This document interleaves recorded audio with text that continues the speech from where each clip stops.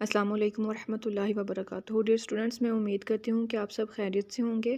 آج ہم سٹارٹ کریں گے سورۃ المجادلہ۔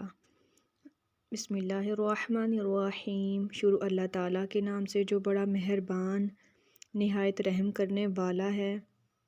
سورۃ المجادلہ کا تعارف۔ المجادلہ کا معنی بحث اور تکرار ہے۔ سورۃ المجادلہ کی پہلی آیت میں ایک عورت حضرت خولہ بنت ثعلبہ رضی اللہ تعالیٰ عنہا کہ نبی کریم صلی اللہ علیہ وسلم کے ساتھ بحث اور تکرار کا ذکر ہے، جس میں انہوں نے زہار کے معاملے پر نبی کریم صلی اللہ علیہ وسلم سے وضاحت کرنے کا مطالبہ کیا۔ اسی مناسبت سے اس سورت کا نام سورۃ المجادلہ ہے۔ یہ سورت 22 آیات اور 3 رکوعات پر مشتمل ہے۔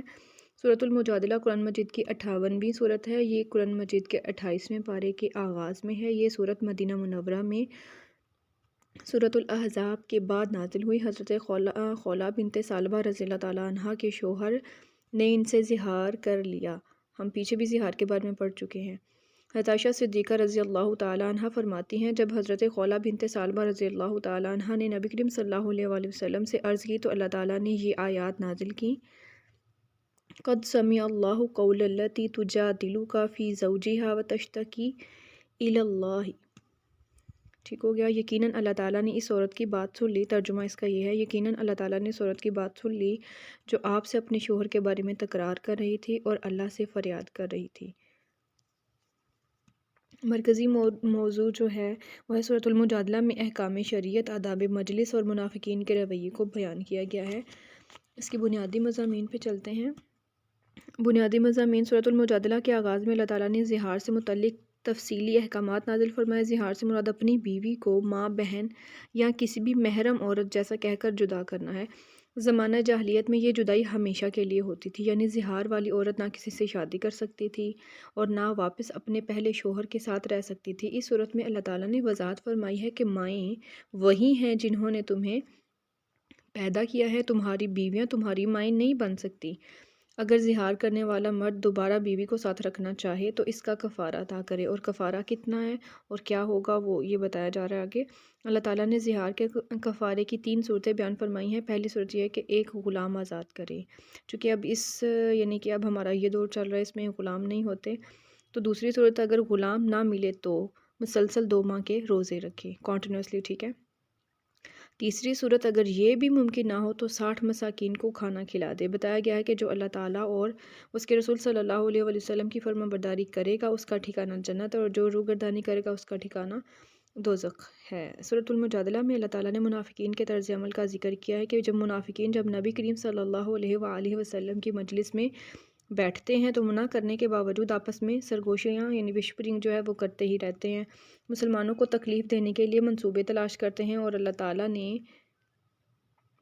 تعالیٰ نے منافقین کو تنبیہ کرتے ہوئے ارشاد فرمایا کہ تم جتنی بھی سرگوشیاں کر لو، اللہ تعالیٰ ہر بات سننے والا ہے۔ تقوی اور پرہیزگاری کے علاوہ نبی کریم خاتم النبیین صلی اللہ علیہ وآلہ وسلم کی موجودگی میں اہل ایمان کو سرگوشی کرنے سے منع فرمایا گیا ہے۔ منافقین دل ہی دل میں مسلمانوں کو برا کہتے، سلام کرنے کے لیے غلط الفاظ کا استعمال کرتے اور سرگوشیاں کرتے تھے کہ ہمارے اس عمل پر اللہ تعالیٰ ہمیں عذاب کیوں نہیں دے رہا۔ تو اللہ تعالیٰ نے فرمایا ہے کہ ان کے لیے دوزخ کافی ہے، اس میں پھینکے جائیں گے اور یہ بہت برا ٹھکانہ ہے۔ اللہ تعالیٰ نے بری سرگوشی کو شیطانی عمل قرار دیا ہے۔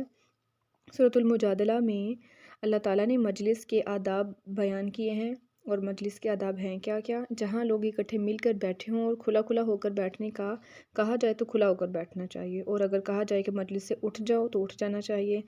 نبی کریم صلی اللہ علیہ وسلم سے بات کرنے کا ادب سکھایا گیا ہے، نماز قائم کرنے، زکوٰۃ ادا کرنے اور اللہ تعالیٰ اور اس کے رسول صلی اللہ علیہ وسلم کی اطاعت اور فرمان برداری کا حکم دیا گیا ہے۔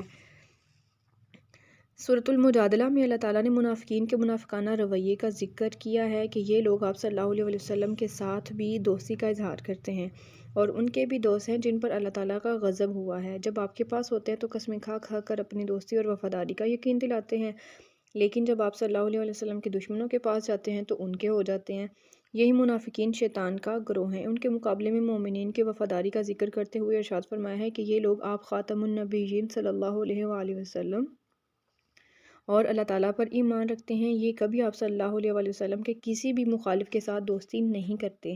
ان مومنین کے ساتھ اللہ تعالیٰ نے جنتوں کا وعدہ کیا ہے جن میں ایسے باغات ہیں جن کے نیچے نہریں بہہ رہی ہوں گی، اور ان میں ہر طرح کی نعمتیں موجود ہیں۔ یہی لوگ اللہ تعالیٰ کا گروہ ہیں اور یہ لوگ اللہ تعالیٰ سے راضی ہیں اور اللہ تعالیٰ ان سے راضی ہیں۔ جی اس کے بعد باری ہے ہماری ایکسرسائز کی۔ تو سورۃ المجادلہ کی ایکسرسائز میں سب سے پہلے آ رہے ہیں ایم سی کیوز، ہم پہلے وہ سالو کر لیتے ہیں۔ مجادلہ کا معنی ہے بحث اور تکرار۔ زہار کے کفارے کے لیے کھانا کھلایا جائے گا 60 مساکین کو۔ سورۃ المجادلہ میں شیطان کا گروہ قرار دیا گیا ہے منافقین کو۔ کفارہ ادا کرنے کے لیے اگر غلام نہ ملے تو دوسری صورت تھی مسلسل 2 ماہ کے روزے رکھنا، ٹھیک ہو گیا۔ اور سورۃ المجادلہ کے مرکزی مضامین میں سے ہے آداب مجلس۔ شارٹ کوسچنز دیکھیں۔ سورۃ المجادلہ کی وجہ تسمیہ تحریر کریں۔ زہار سے کیا مراد ہے؟ زہار کے کفارے کی 3 صورتیں بتائیں۔ اور سورۃ المجادلہ کی روشنی میں مجلس کے کوئی سے بھی 2 آداب تحریر کرنے ہیں۔ سورۃ المجادلہ کی روشنی میں مومنین کی 2 صفات تحریر کریں۔ اور جو لانگ کوسچن ہے وہ ہے سورۃ المجادلہ کے بنیادی مضامین تحریر کریں۔ یہ تو آپ سب کو پہلے سے ہی معلوم ہے۔ شارٹ کوسچنز کے ہم آنسر لگا لیتے ہیں۔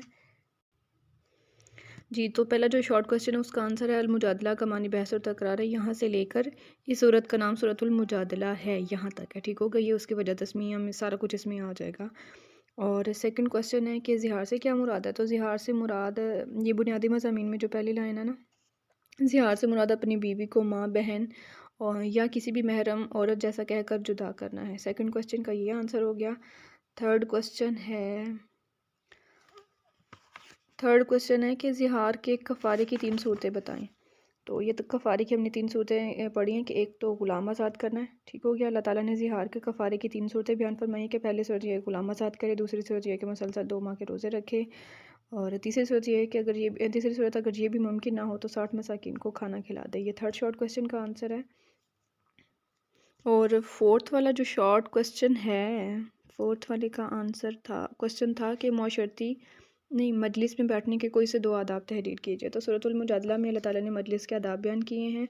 جہاں لوگ اکٹھے مل کر بیٹھیں اور کھلا ہو کر بیٹھنے کا کہا جائے تو کھلا ہو کر بیٹھنا چاہیے، نمبر 1 پر یہ لکھ لیجیے گا اور نمبر 2 پر لکھ لیجیے گا۔ اگر کہا جائے کہ مجلس سے اٹھ جاؤ تو اٹھ جانا چاہیے، ٹھیک ہو گیا۔ یہ 4 والا شارٹ کوسچن تھا، اس کا آنسر۔ اور 5ویں میں تھا کہ مومنین کی کوئی سی 2 صفات تحریر کریں، ذکر کریں۔ تو پھر ہم لکھتے ہیں ان میں سے مومنین کی وفاداری، ہم یہ لکھ سکتے ہیں کہ مومنین کی صفات کا ذکر کرتے ہوئے ارشاد فرمایا کہ یہ لوگ آپ خاتم النبیین صلی اللہ علیہ وآلہ وسلم اور اللہ تعالیٰ پر ایمان رکھتے ہیں۔ نمبر 1 پر یہ ہو جائے گا، ٹھیک ہے۔ اور نمبر 2 پر یہ کبھی آپ صلی اللہ علیہ وآلہ وسلم کے کسی بھی مخالف کے ساتھ دوستی نہیں کرتے، نمبر 2 یہ ہو جائے گا، ٹھیک ہو گیا۔ تو اچھے سے تیاری کریے گا، اللہ تعالیٰ آپ کو کامیابی اور کامرانی عطا فرمائے، آمین یا رب العالمین۔